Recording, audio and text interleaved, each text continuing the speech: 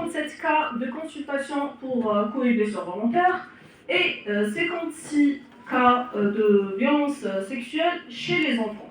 Donc, c'est des personnes qui ont moins de 18 ans. Donc, le Code de déontologie médicale, dans son article 54, précise que le rôle du médecin, donc la déclaration et la protection de l'enfance, fait partie du rôle du médecin.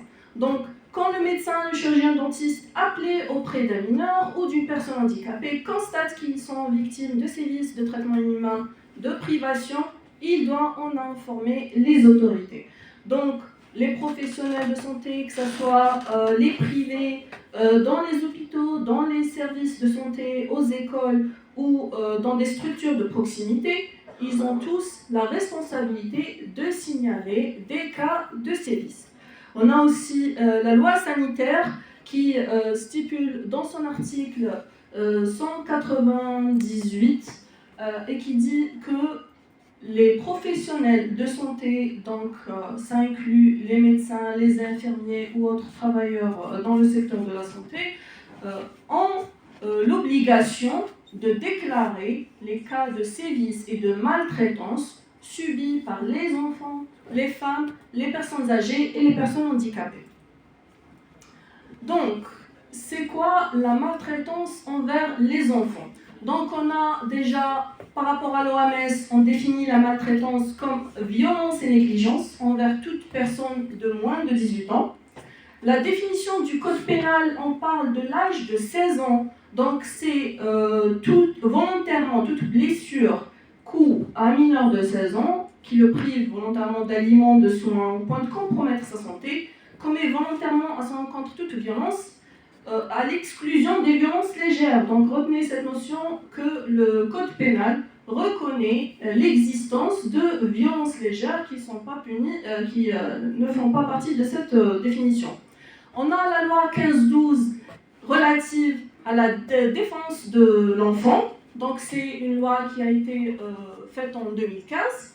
Donc dans son article numéro 2, on définit l'enfant qui est concernés par cette mesure, donc c'est toute personne n'ayant pas atteint les 18 ans révolus. Le terme mineur a le même sens. Donc déjà du côté pénal, on a la notion de 16 ans et OMS et côté médical, on a les 18 ans.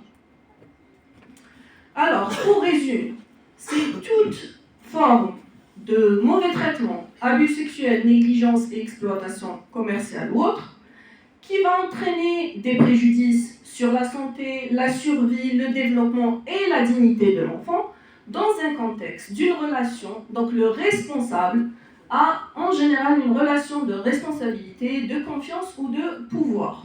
On a aussi les agressions faites vers un enfant par un autre enfant. Donc est-ce qu'on considère cela comme une maltraitance ? On parle de l'écart de 4 ans.